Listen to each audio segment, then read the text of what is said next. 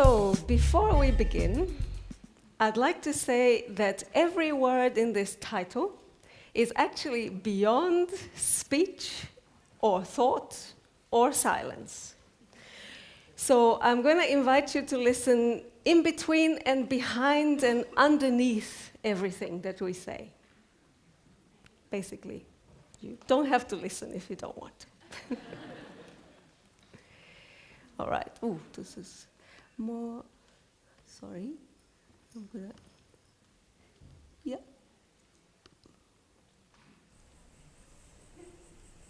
All right. I'm sure you know that any form of magic, like the future, is ultimately unknowable. We can try to explain or analyze or justify how magic works, but it will never be the same as experiencing its effects directly on your own skin. In today's materialist culture, direct experiences tend to raise very skeptical eyebrows, or they are dismissed as archaic and altogether irrelevant.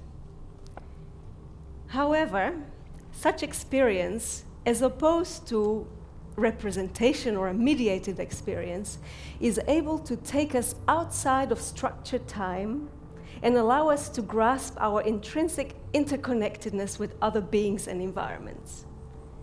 It doesn't matter that we can't put it in words, we just know that we are just this. When we let go of expectations and predictions and judgments for a while, we can absorb and start to see things as they are, and also see what bubbles up from us or from the environment. There are many traditions and techniques and situations to produce these experiences. Meditation, parenting, physical exertion, sleep or sensory deprivation, prayer, walks in the park, psychedelic trips, gardening, computer programming. For each of us, it's probably something different. What is common in all of these experiences is the intensity and the abundance of experiencing the present moment. Magic, at least as we see it, is nothing more than a way to channel this intensity of experience to transform the person and their environment. Magic allows us to temporarily step outside of the mundane consensus reality. It broadens our perspective, and it shows the hidden faces of reality as malleable and an impermanent tangle of relationships that keep flicking in and out of existence. This interpretation can work both for stage magic and for ceremonial magic, but also for more informal rites of divination and invocation, such as reading tarot cards or burning demons as little pieces of paper on winter solstice. And again, there may be no way for me to convince you of the meaning and the joy of direct experiences and magic, so I'm going to stop trying to explain it. Instead, I invite you to join me in a small invocation experiment. We'd like to try to invoke viriditas, or the vegetal side of our minds. The medieval mystic Hildegard von Bingen had a vision that behind all life there is a greening force that connects all beings and keeps us fresh and alive. You could see it as an invocation of the quiet but tenacious force of spring. I realize that it might be quite a challenge to invoke viriditas at the end of winter inside a dark theater, but viriditas is also a force that doesn't only green our landscapes, but also our thoughts, emotions, language, and actions. Whether you believe that such a force exists or not, it doesn't matter. You can invoke a feeling of freshness. To begin with, I would like to invite you to stand up. But if standing is a problem, you can remain seated.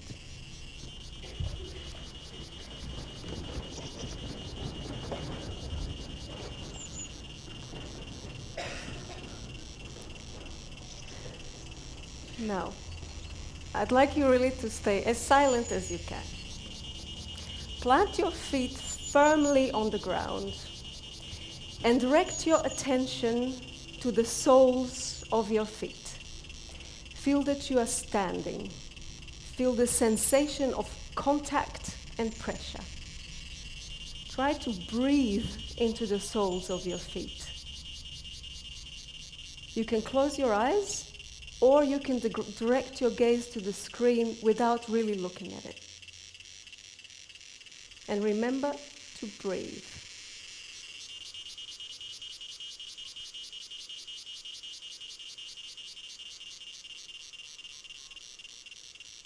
Feel the connection between your feet and the ground. Through your shoes, through the floor, maybe through the tubes and cables underneath that bring heat and light in this room, all the way down to the ground. As if you were putting down roots. Breathe.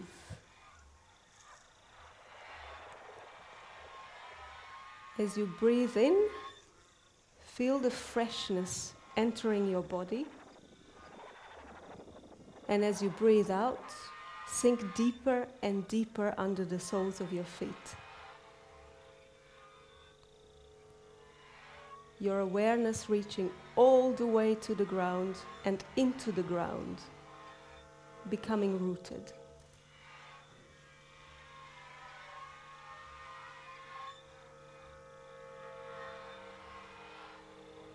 Now, very slowly, with every in-breath, move your attention upwards towards the freshness and lightness of air in your lungs. With every out-breath, spill again into your roots. When you breathe in, you're fresh. You breathe out, you're here. Feel your body becoming alive with every breath and dissolving with every out-breath.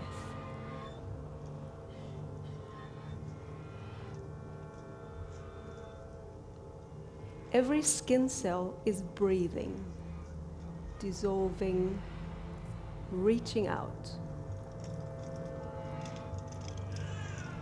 Through your limbs, through your spine, your trunk, neck, and your head. You're soaking up the greenness and opening up like a brave but fragile leaf in early spring.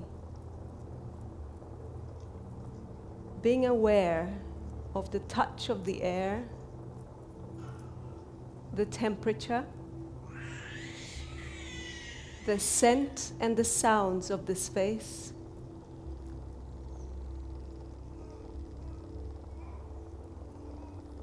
Of other people breathing, growing, dissolving. Feel your edges melting into the greenness, becoming one with the air in the theater, one with the air in the streets and across the Icelandic landscape. Through the air, extend your mind all the way to the edges of this island, breathing your green breath over this frozen ground.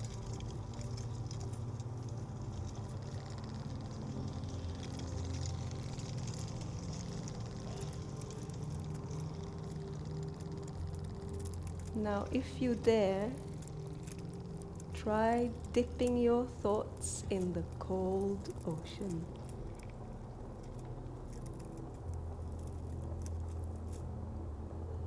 Think green, And now slowly start returning.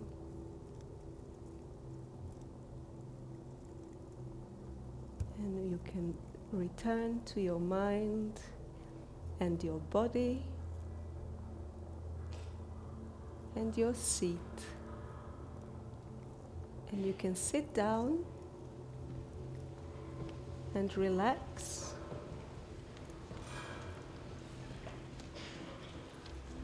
Keep your mind still open. Don't talk, please. And keep your body open to all the sensations that keep ebbing and flowing with each moment. And keep breathing. In, you feel fresh. Out, you arrive here. You do this while Nick is going to read a few quotes to try and tickle your vegetal mind in the coming minutes. While he's reading, try not to think or interpret too much. Just let the words and the images wash over your senses. Over to Nick. It is the beauty of things imperfect, impermanent, and incomplete. Eyes in the ocean of sight, ears in the ocean of sound, tongue in the ocean of taste, noise in the ocean of smell, body in the ocean of touch, mind in the ocean. Matter is made of space and space of matter. A world apart, nowhere, anywhere, everywhere. It is the beauty of things unconventional. Beauty can be coaxed out of ugliness. The moment when sedentary systems begin oscillating. Thalience is an attempt to give nature a voice without that voice being ours in disguise.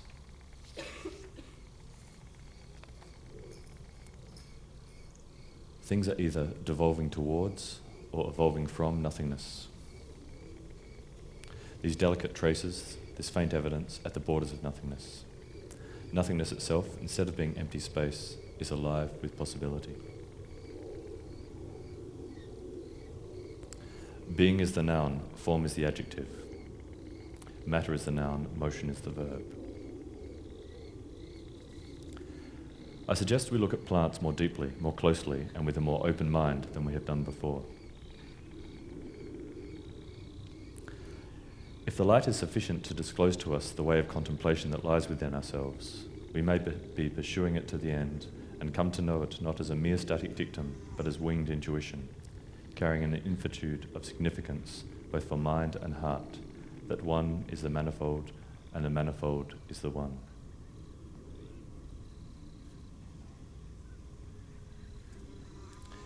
Inwardness is the characteristic feature of the vegetable rather than the animal approach to existence. The animals move, migrate, and swarm, while plants hold fast. Plants live in a dimension characterized by the solid state, the fixed and the enduring. If there is movement in the consciousness of plants, then it must be the movement of spirit and attention in the domain of the vegetal imagination. A dead branch is a flower on its way to become garbage, to become another flower. You have to slow way down, be patient, and look very closely.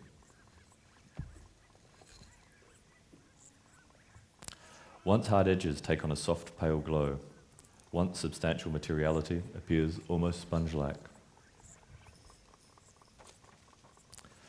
Look at the pattern the seashell makes, the dappled wall carving in towards infinity.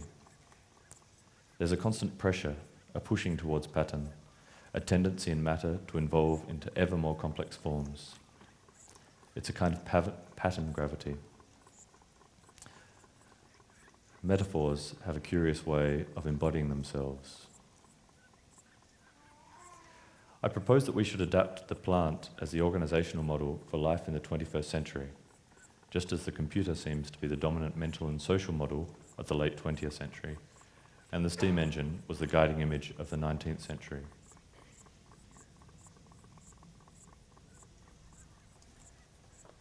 True art must be based in deep observation. Re-establishing channels of direct communication with the planetary other, the mind behind nature, is the best hope for dissolving the steep walls of cultural inflexibility that appear to be channeling us towards true ruin. We need a new set of lenses to see our way into the world. When mistakes occur, loosen your model of reality.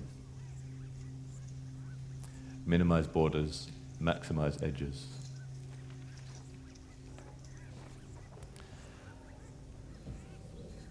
It is spoken of the Sephiroth and the paths, of spirits and conjurations, of gods, spheres and planes, and many other things which may or may not exist.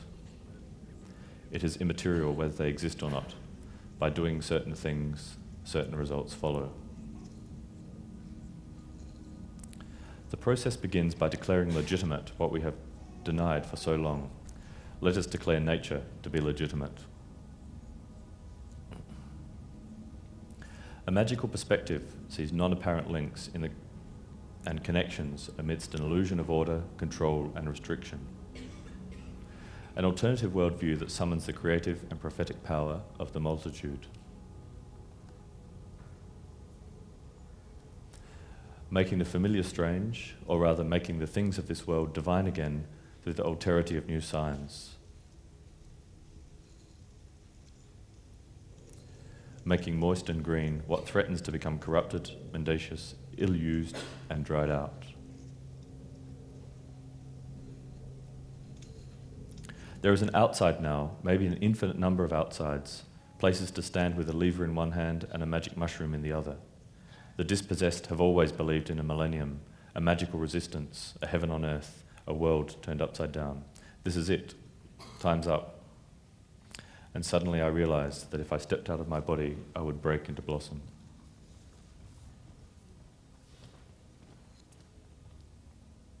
Thank you for your attention and intention during this exercise. You might have felt viriditas or the spring or freshness streaming through you, or you might not have, or not just yet. Whatever you experienced, that's okay. Whether conscious or unconscious, immediate or delayed, our intention has effects in the world.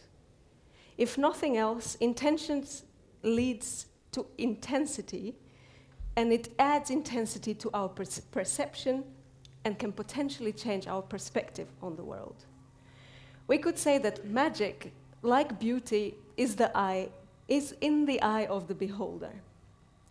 One of the crucial things that every respectable magician knows is that he or she is not separate from the world, but intimately entangled with it. And it is exactly this interconnectedness with everything around us that forms the basis of divinations and invocations. Across the spectrum of religious, spiritual, and magical practices, and creative practices, I would say as well. If we change how we look at things, as Inge already told us today, we will gradually change our attitudes and actions. We might become a strange attractor for similar attitudes and other social changes in our immediate surroundings. From this standpoint, magic can heal not just the person, but their environment as well. The environmentalist creed, think globally, act locally, follows a similar process to many meditative and magic rituals. These rituals usually start small, making changes in the body. Some, such as Tonglen or loving kindness in the Buddhist tradition, gradually expand to include the person's family and friends, then enemies, then people they don't know, other species and their habitats, until the rite might even encompass the whole planet or even the whole universe. Even though the effect of the ritual might not be immediately felt by the whole universe, something changes in the person practicing the ritual, which ideally then affects everything and everyone they're connected to, so eventually also the universe. Now let me give you a few examples from our experiences at FOAM related to these topics.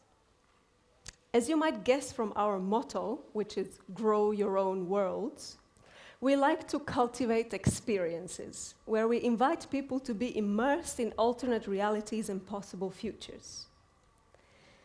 10 years ago, we held a workshop in a small village in Croatia called Groznan. It's a village on top of a hill that has been abandoned and invaded and colonized by different nations throughout its 3,000 years of history. There were Romans, Turks, Slavic and Illyrian tribes, a whole motley crew of people. And when you come into this village, it's really as if the soil is drenched with myths and legends of its many diverse inhabitants. So we came to Groznan to design a mixed reality game that would integrate the past and the present of this village with its myths, as well as with the lives of the villagers and us as the workshop participants. We developed a backstory in which the continuum of reality began to crack, allowing the myths to ooze out of the crevices, causing a cataclysmic rupture in the weather and the relationships of the people involved. The characters were based on the workshop participants and the inhabitants of the village. We spent days building up physical portals to a digital realm that would connect the village to an ethereal plane. Almost everyone in the village became involved, and the intensity was slowly building up until the day when we were supposed to open the gates to the players. Then, unexpectedly, the story started unfolding for real. It began with people taking on more and more of their characters' traits, tensions building up. Then the power blackouts began, frying some of our equipment and making it working on computers totally impossible. The wind picked up and destroyed several installations. It became cold and dark, even though it was the end of summer. By the afternoon, there was a freak storm that was raging across the village and turned the streets into rivers. The participants were getting into increasingly intricate conflicts and passionate affairs fueled by truffles and alcohol. Aside from the emotional turmoil, physical injuries accumulated. We started having cracked bones and even concussions. Now, the surprising thing was that we could almost literally follow what would happen next by reading the stories and character descriptions that we made some days earlier. We had basically mistakenly created a reality that would try to tear us apart, thinking that we were just making a story and playing a game. After this experience, we became much more careful about what kinds of stories and experiences we create. Of course, not all stories are invocations. Otherwise, alien invasions and zombie attacks might be happening on a daily basis, and we would all be living happily ever after. The difference lies in creating stories that are rooted in real places, with real people, and unfolding in real time. The characters in these stories played themselves as archetypes at the blurred edges between reality and fiction. As in our exercise today, everyone involved in the workshop was intently present, but there was also an additional factor. There was no way out. The nearest hospital was almost an hour away, and the public transport was close to non-existent. After days working together, sleeping, eating in the same place, there was just a sense that there was a whole world in this one place. Also, we were engaged in a creative process of designing a whole alternate reality that had its foundations in the village and in ourselves. So actually, we shouldn't have been surprised that something like this would happen. We viscerally felt the meaning of the saying, "Be careful what you wish for." When we later talked to Alken Chipperfield, who is Foam's resident anthropologist, about this experience, he said, of course, this is a cause of sympathetic magic, which appears to be an ancient practice of association. In sympathetic magic, a thing, such as an object or a dance or a mantra, is created in the likeness of the person or a situation, of a real person or situation. The thing is then subjected to a set of ritualistic actions in order to affect reality. You can think of voodoo dolls or cargo cult airplanes. In our case, we made a story with its physical and digital elements bound to real people and the village. That seemed to do the trick. storytelling brought a world into existence and we subconsciously invoked it. A world born out of a mistake. But it makes us curious how often this actually happens without us being aware. And more importantly, we began to wonder whether we could apply the technique more consciously to invoke a reality that we would like to bring into existence. Now, since we founded Foam, we've been intrigued by plants. We are dependent on plants for oxygen, food, and fuel, and we use them as, in medicine, we keep them as pets and worship them as gods.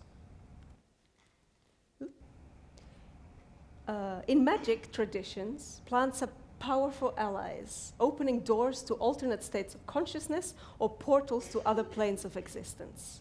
They are our neighbors, capable of recycling waste, producing and using renewable energy, purifying their surroundings, all of which we need to learn to do better if we are to survive as a species. One of the realities that we are keen to invoke is one where humans communicate directly with plants, where science and technology would work side by side with magic and mysticism to bring about a luminous, resilient, and imaginative world. Terence McKenna suggested that plants could become models for human society of the 21st century.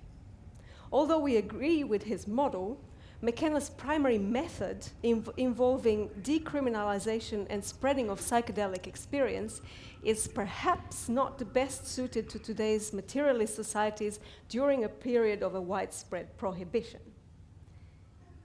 What many of us have faith in today are not psychedelic plants, but technologies.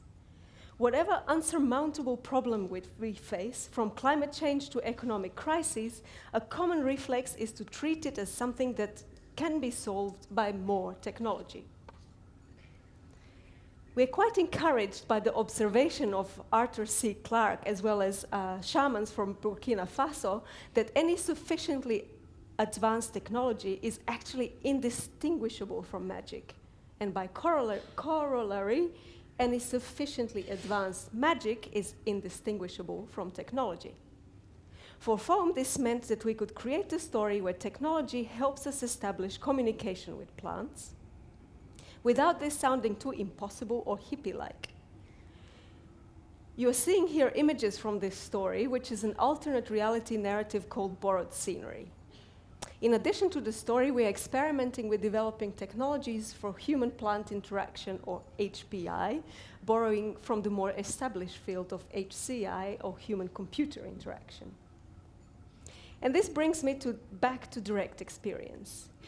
In Borrowed Scenery, we designed a story embedded in a physical space, together with a set of experimental technologies and situations that together formed the seed of a reality where humans and plants, and perhaps other beings, could communicate. In this reality, we envisioned science being able to commune with the planetary other, instead of just poking it with sharp instruments. The scientific curiosity to empirically substantiate facts would no longer be at odds with the mystical traditions of direct experiences and non-ontological knowledge. In such a reality, the materialist and the animist world could begin to meet and perhaps start a conversation. We would be able to hear each other's voices. Science fiction author Carl Schroeder wrote of this voice call this voice of the other Thalians, following from Thalia, the Greek muse of flourishing. Thalians would emerge as a successor to science and form a basis for a technology that would be advanced enough to encourage us to abandon the idea that humans are separate from nature. Instead, we could begin to listen to our Thalian beings, neighbors, plants, stones, about how they perceive and experience the world. It is at this moment that science would enter the territory of magic. Thalians is a discipline that chooses among multiple successful scientific models based on which ones best satisfy our human, aesthetic, moral, and personal needs. In other words, given two or more equally valid models of the universe, Thalians is the art of choosing the one with the most human face. It is the recovery of the natural in our understanding of the natural. And with that thought, we'd like to move from monologue to dialogue. Perhaps not yet with plants, but with all of you. And I hope you feel a bit invigorated by the spirits of Viriditas and Thalians. Thank you.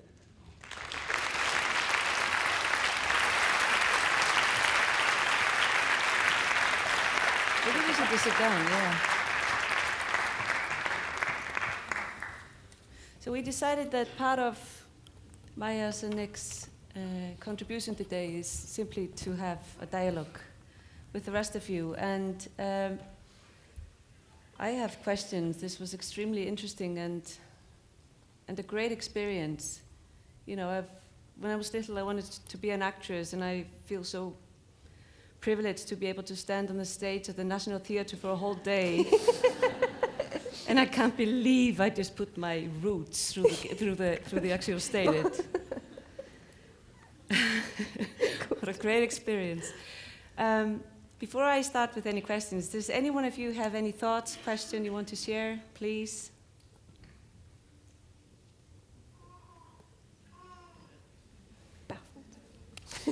I'll start with one. When can you trust intuition in creativity?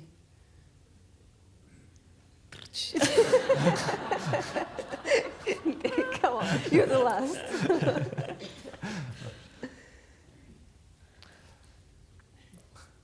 I don't think I have a good rational answer for that one.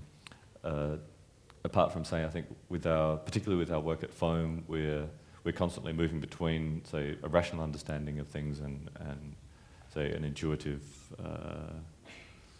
sort of meandering around sort of possibilities of, you know, what could or couldn't exist. So, and I think it's actually this interplay between sort of intuition and analysis that does lead us to doing these things, like, you know, trying to figure out how to develop technologies that help us talk to plants and so on. So because this technology doesn't exist yet, you have to follow your intuition. You know, what is it that a plant will be talking to you about? Why would you actually want to start this dialogue? Maybe this works, maybe that works. And then trying to wrap around some questions around, you know, why is it that it works this way? Could we do it another way? So I think the role, you know, of intuition can be, you know, both a guide and a sort of a beacon, but also very much an assistant as well that you have to sometimes keep in line. Do you think that somehow our communication, or just with nature, or just being in nature and enjoying, you know, the smell and the feeling of being in nature wherever you are, do you think that somehow opens up our intuition? Do you think there's a relationship between? Do you want me to answer? Sure. Yeah. It helps. I don't think it helps everyone. Some people tend to get quite overwhelmed by it, and then it doesn't work. But what it helps by, similarly to what Inge said, opening up your eyes to something different. It's at least it helps that you are looking at something that's not a screen that most of us look at on a daily basis, and it also it helps that to realize that intuition can trick us. Similarly to Inge was saying that our eyes and our brains can trick us. We can't trust our intuition indiscriminately. Mm-hmm. Does anybody have a question now? Do you think they're weird? Talk about the vegetal mind. There's Little observation. I think plants definitely communicate. We just have to be observant. Yeah. I mean, I have a little, what is the herb? Rosemary, which I keep in the kitchen during the winter, and it goes out in the garden. When I water that rosemary, it gives me a present. It smells. When a plant doesn't have enough water, a smell comes up, which is like a dying smell, or if it got frost, there's constant information, communication. For sure. It's just that we are often not open to it and not looking at it. They also have a really clear body language when they're happy and unhappy. You can see it, or smell it, or some scientists say that you can hear it as well. I've heard recordings of music that plants make, so it's really a very, very fascinating, a world out there, which maybe one day we will just realize how silly we were not to be more part of it, or realize that connection, Have we ever in history, been more connected to our vegetal mind than we are today, do you think? And when was that? Before the Industrial Revolution. Right. All those many centuries and millennia. Yeah. Like just generally like that, yeah. So the Industrial Revolution took us away from the natural rhythms, because we were also living much more natural rhythms of seasons and having a more cyclical lifestyle rather than progress and growth. And so how does that affect us today? Like the lives that we live today, how do you think that affects us? I mean, that the fact that we've gone so much away from that connection. Is it good or bad? For me, it's quite destructive, actually. Mm-hmm. We are coping with all sorts of disorders, from stress to attention deficit to many, that are results of extremely pressured, deadline-fueled lifestyles that don't allow this space to kind of open your lungs and just be rather than do. Right. And when you describe it like this, I wonder, there's lots of people in here who work as designers or artists or work independently, and they're creating something, following ideas in any shape or form. And a lot of people feel like applying for funds, doing stuff, receiving patient money in order to develop your ideas is important for any creative process. Do you think that people get enough space in order to develop ideas and go more introvert than extrovert, like we often have to do in the process? Shall we ask them? Yeah. Do you have enough? Could someone answer? Sounds like they all have enough time, lots of money and... Okay, no. Maybe we do it with hands. Who of you think you have enough time and space to develop ideas? All right. Wow. Okay. So what do we do about this? We ask how many of you need more time to develop ideas and create? Yes. Okay. Yep. Yeah. Absolutely. So perhaps this is something we should discuss this afternoon. Yeah, How absolutely. can we create? We actually redesigned our program for this year. We started a research program called Doing Nothing. Oh, I love it. Can I be? Yes. Exactly because of this feeling that, sure, there are all these beautiful ideas, but we are just not getting around to them. So now we are trying to kind of carve out this space in the middle of the storm and find these places of silence. That's fantastic.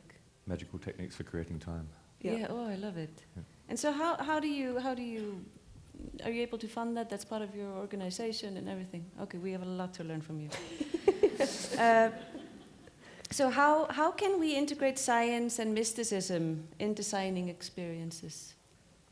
I think that's a question for you. Is it just? Yeah. Well, I go back to one of these quotes from earlier. It is immaterial whether these things exist or not. By doing certain things, certain results follow. And in some ways that's a very magical statement, but it's also very much a statement at the basis of the method of the scientific approach.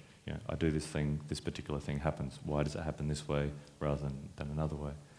And there's a lot of sort of overlap between these two worldviews, and maybe it's a matter of finding where are these intersections? Where can we use? Where do we need? Say a mystical approach. Where does that mystical approach suggest that there's sort of scientific or technological situations that can be developed around this? And I mean, going back to this idea of the understanding the communication of the rosemary plant, sure there's this ongoing chemical communication, the sounds, the way it moves, the response to light and things like that. But as humans, we have a very we really have to go through a lot of training to understand chemical signals, for example, in the environment. Some we pick up very easily, like the scent of other humans and things like this. But say the idea could be, okay, what sort of technologies could we develop that actually function as translation apparatuses? How do we take this experience and produce some technology from it?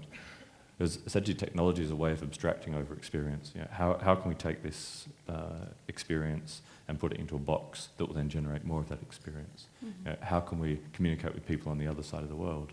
We just pull out this little device and press some numbers. It's pretty magical. But yeah, again, I mean, I keep coming back to this idea that there should be a balance between these two things. So I'm not going to commit to either side, but say they're both quite relevant, and we should really look for these places of overlap. Mm-hmm.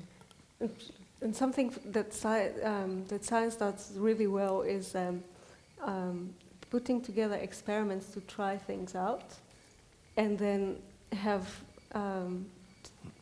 tools or techniques to help us recreate those experiences. Mm-hmm. And of course, not all of us are able to be expert meditators and magicians, but we might be able to translate those experiences to something that all of us could go through. Mm-hmm. It's very interesting. There's one question. Can we learn from divination as a way to impose meaning on patterns? And did that just come off the top of your head? No, it didn't. Actually. Go ahead. Yep. Well, that is one of the questions we've been puzzling with as well. But the interesting thing about divination is that you can really take anything. I mean, you can take this rock or some bits of paper or something, and so to use the randomness of the universe around you to throw up some suggestions, and whether it's chicken guts or tarot cards or something like this. It's like, okay, there's something here. I interpret it a particular way. Does this match how I understand the rest of the universe to behave, or my relationships to behave, or something like this? And essentially, that process is finding patterns and understanding relationships. Mm-hmm. And whether you do this intuitively or scientifically, as we were saying before, I think divination can be quite a good tool to actually hand over some of this creative process or this process of understanding the world to actually another system of structuring your perception of the world, perhaps. Mm-hmm. So we use it sometimes in our collaborative kind of co-creation processes when we feel that everyone's getting stuck. Right. Just it's really like throwing a little bit of chaos or chance in it, and we can decide what we do with something like with what comes out of it at the end. But it kind of shakes up the patterns that started becoming a bit more rigid, mm-hmm. or too rigid. Mm-hmm. Any questions from the audience now? Yeah. I think you talked about plants and that we should be more this vegetable thinking. But what about animals? You said we should not like this animal approach. But is it animals like an example for us how to live like human beings in the nature, or being closer to the plants and, you know, breathing the same I think rhythm as they do. the point of this idea was not so much that we should take one side or the other side, but that as humans, you know, we are animals, and we have, you know, particular desires, particular ways of doing things, particular sort of, you know, biology and physiology, and we also have, you know, a definite relationship to the world around us. You know, like we can't live without, you know, eating you know, other plants or animals that have eaten plants or so. And the suggestion was that we have gone too much in the direction of our animal nature. You know, like a lot of you know, hectic movement, you know, constantly racing around, doing things, Consuming. and this sort of relentless sort of consumption, and that perhaps by balancing that out with reflecting more on our sort of vegetal nature, you know, like staying still, contemplating, going more inward than outward. We end up finding a better way of bringing these perhaps dispersed aspects of ourselves together. Does that answer the question? Yeah, thank you. There was one also. But actually, if you, for a much more eloquent explanation of these ideas, the essay we were referring to is from Terence McKenna called "Plan, Plant, Planet," and that's more or less my bad summary of it. Yeah, Christian. I think these ideas are very wonderful, and I was wondering if you could comment a little bit on timescales, because you have, if I can quote a passage from Lord of the Rings that some might have read, where the characters try to get the trees to assemble the meeting and make a fast decision on something, and there arises this incredible frustration on how slow the trees are to make up their mind on what to do. And you say we need to slow down, and I think this is correct, but our bodies, they impose probably some kind of limit to how much we can slow down. And if you want to talk to the rocks, you know, it might take you a very long time to get a conversation going. But do you think we have some tools to also overcome this temporal dimension? Well, one possible answer is that there are different aspects of time in the plant world. Some of them are extremely fast, and some are very slow. And the ones that are very fast, so say some grasses live and die very quickly.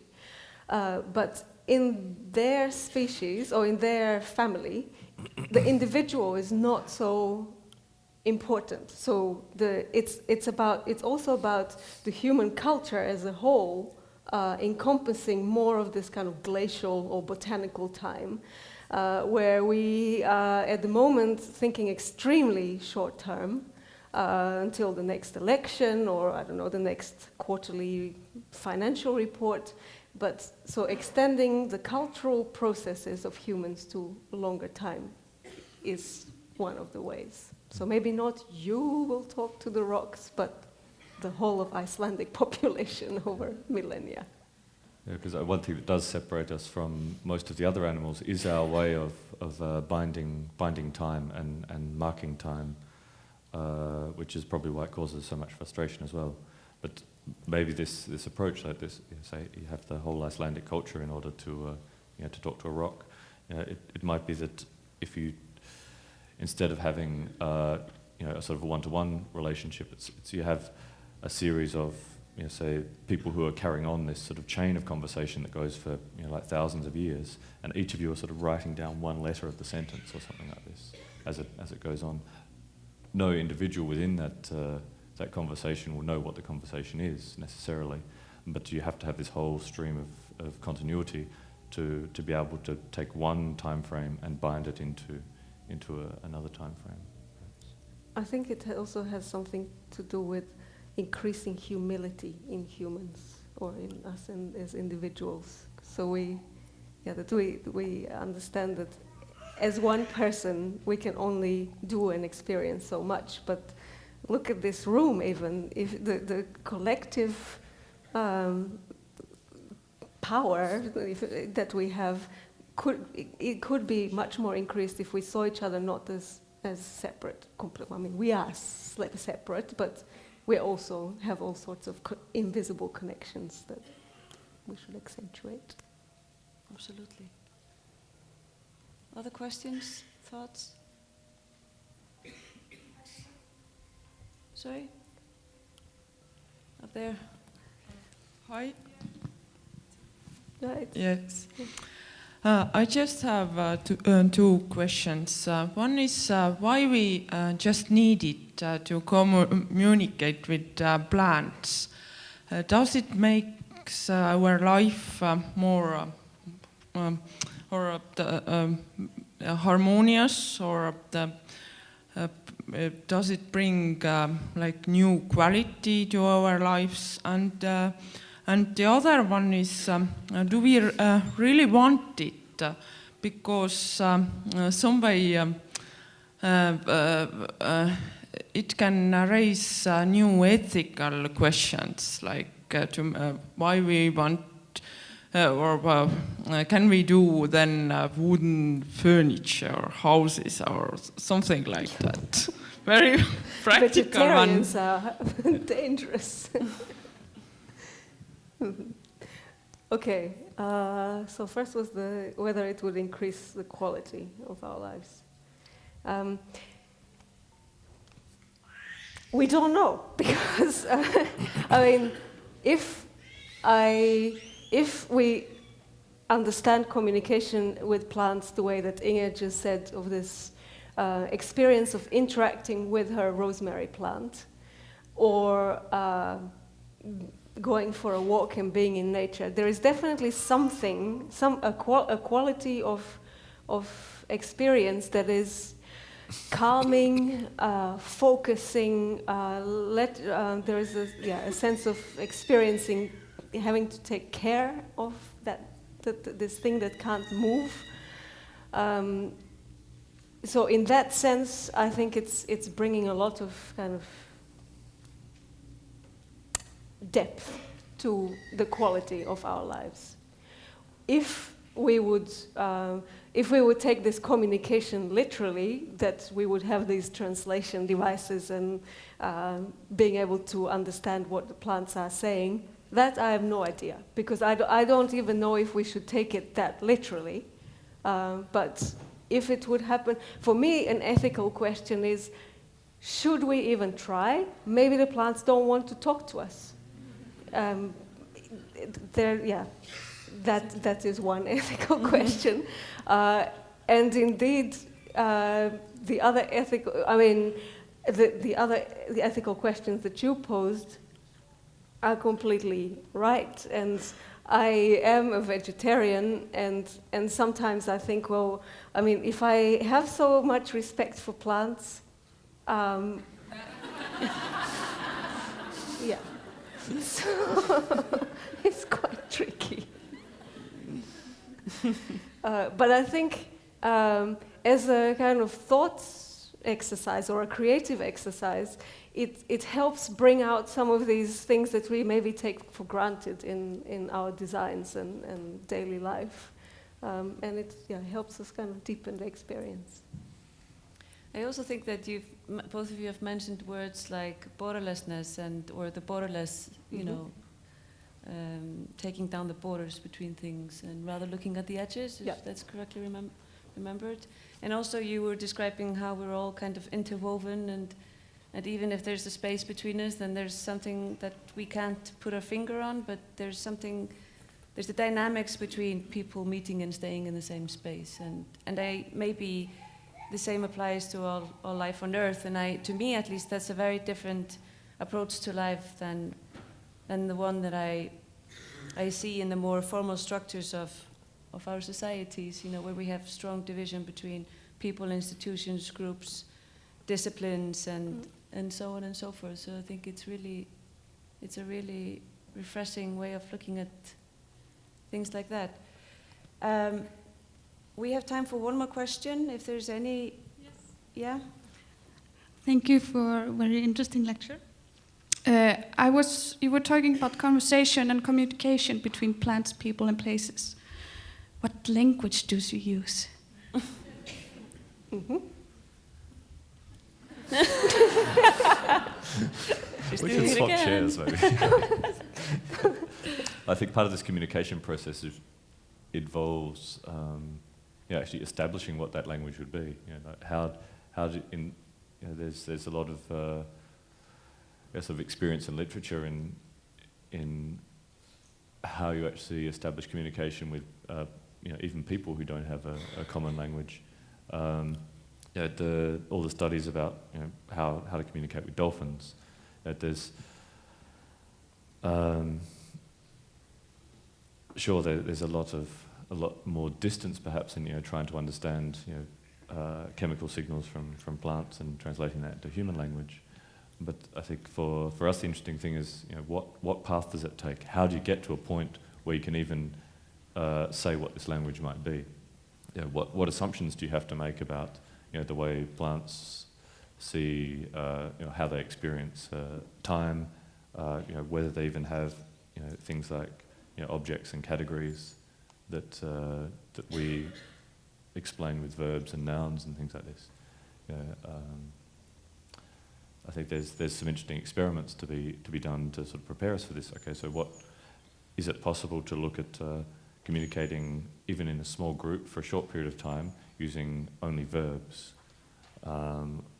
Or is it possible to use a limited set of words, let's say 7 words or something, to explain more complex ideas?